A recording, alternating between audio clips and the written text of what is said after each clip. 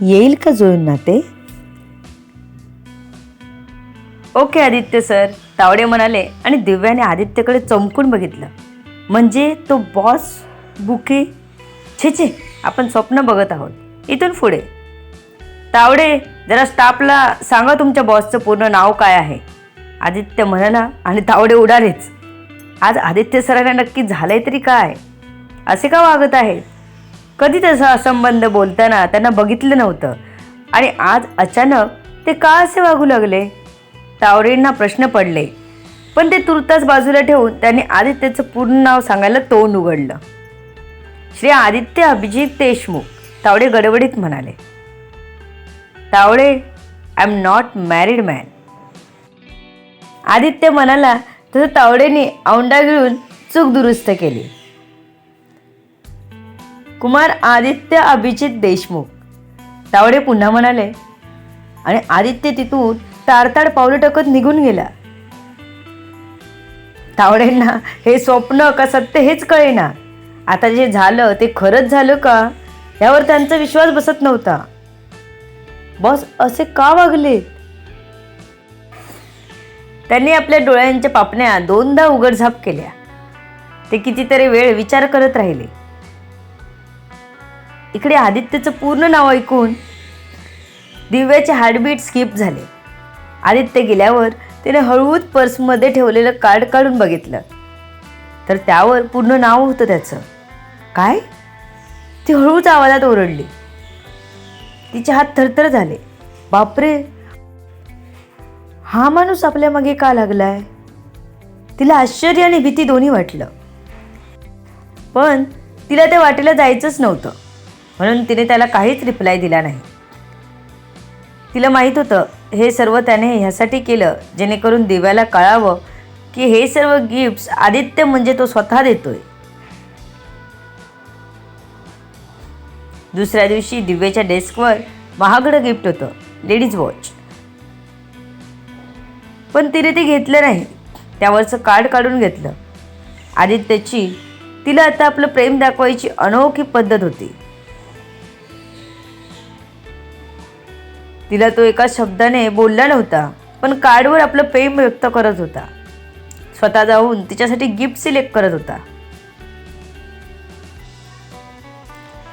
त्याने तिच्याबद्दल मागवलेली माहिती त्याच्यापर्यंत येऊन पोचली होती. नितीन आणि तिचं अफेअर 2 वर्ष होतं.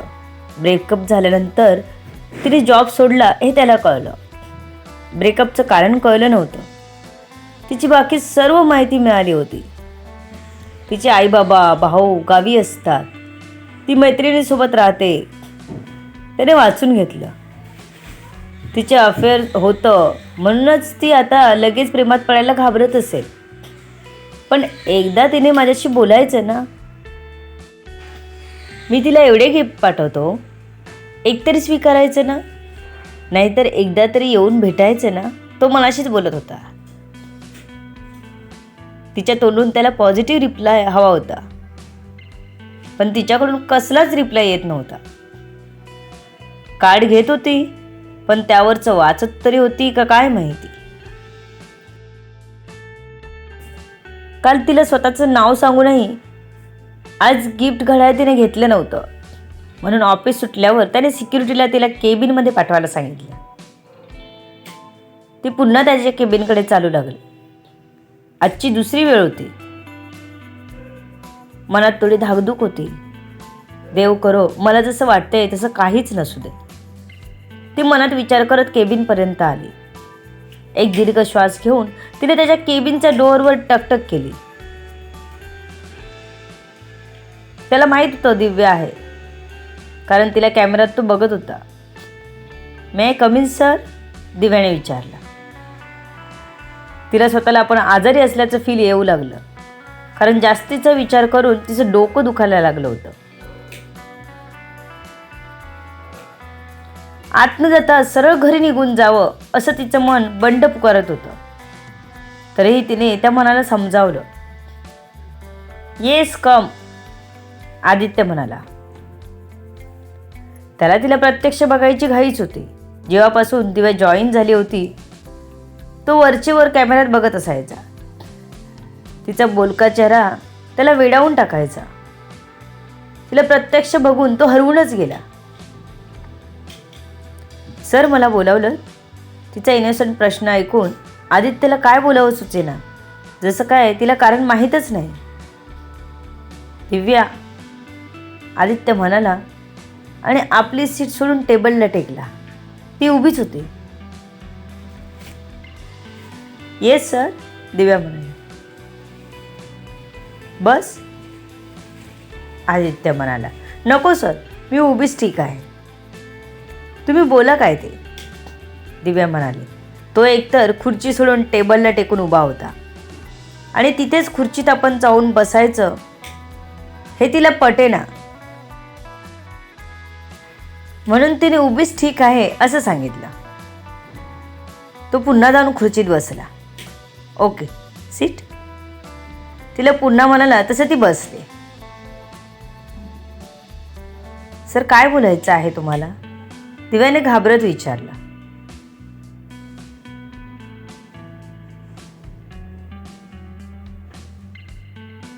सरळ विचारलं तर काय बोलायचं हे ती ठरवूनच आली नव्हती. एकतर एवढ्या मोठ्या कंपनीचा मालक काय करेल माहीत नाही. ती मनाशीच बोलत होती. तू गिफ्ट का घेत नाहीस, आदित्यने विचारलं. सर मला कोणाकडूनही गिफ्ट नको आहे. माझा आणि त्या गिफ्टचा काहीच संबंध नाही, दिव्या म्हणाली. ओके, पण कार्ड घेऊन जातेस रोज घरी, त्यावर काय लिहिलेलं आहे वाचतेस, आदित्यने विचारलं. तशी दिव्या शांत झाली, कारण तिने एकदाही वाचलेलं नव्हतं त्यावर काय लिहिलेलं आहे ते. नाही, तिने तोंडाने आणि मानेनेही नाही सांगितलं. वाच घरी जाऊन आणि उद्या याच वेळी याच ठिकाणी यायचं.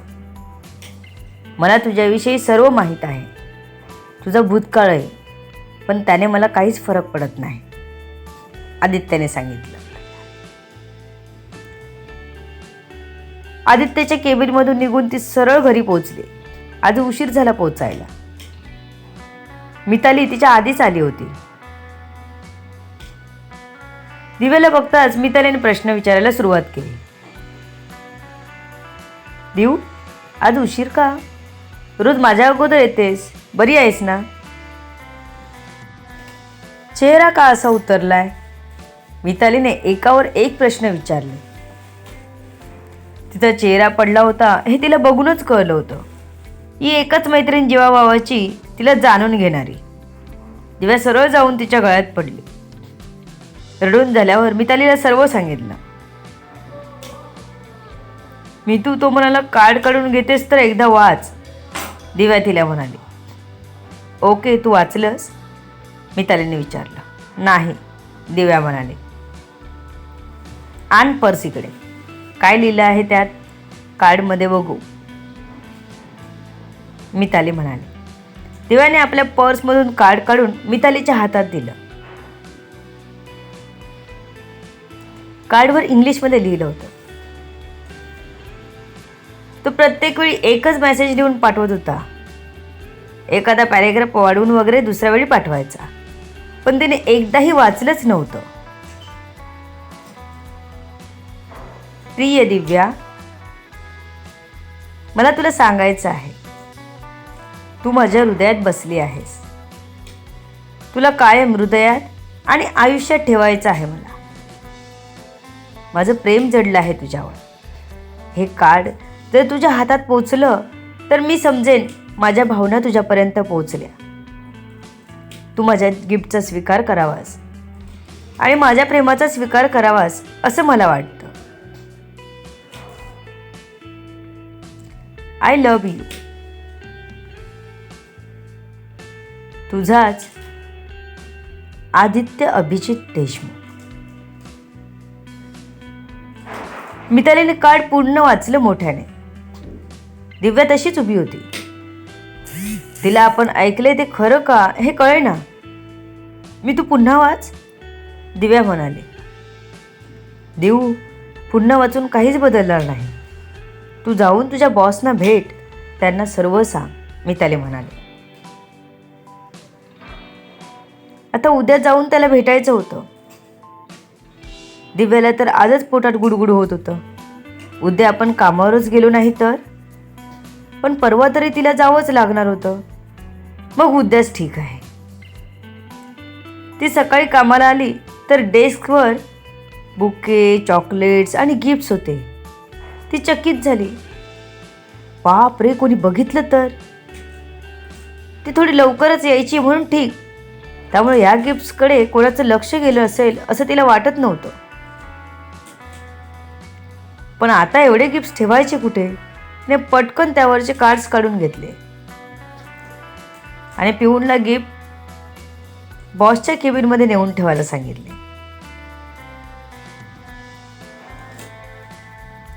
पिऊनला शंका होतीच, पण तो काही बोलला नाही.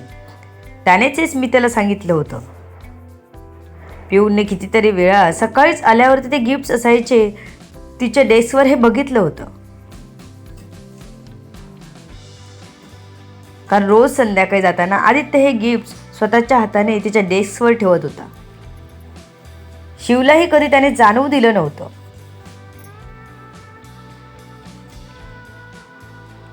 शिव बाहेर गेला की हे तो काम करत असे, म्हणूनच शिवला आदित्यच्या प्रेमाची अजिबात खबर नव्हती.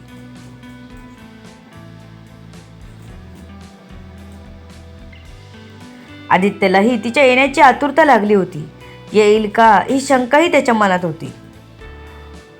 आज दिवस कामात निघून गेला आणि संध्याकाळ झाली तशी दिव्या अस्वस्थ झाली होती.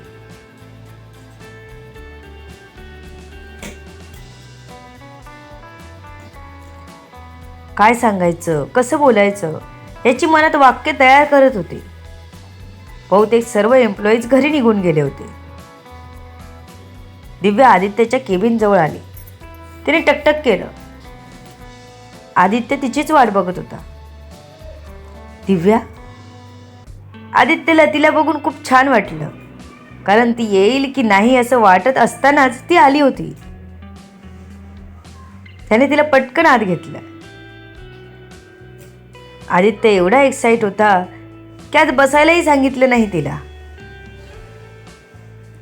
दिव्या, वाचलंस तू?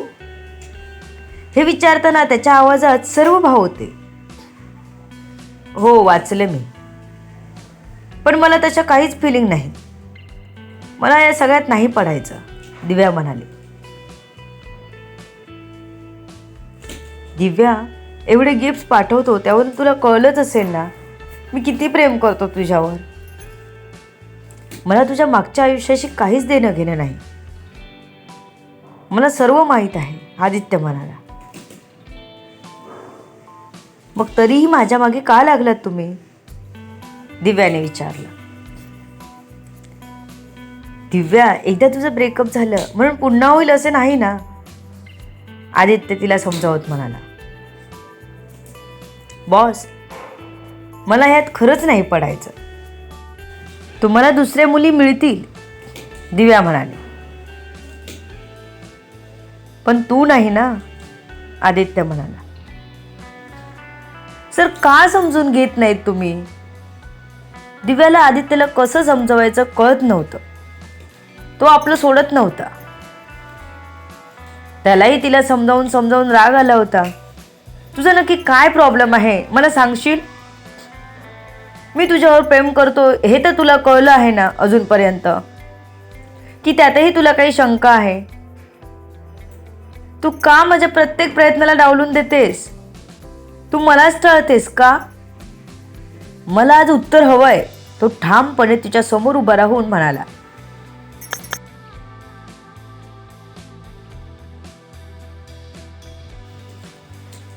मी उत्तर द्यायला बांधील नाही, असं म्हणून ती वळणारच की त्याने तिचा हात पकडला.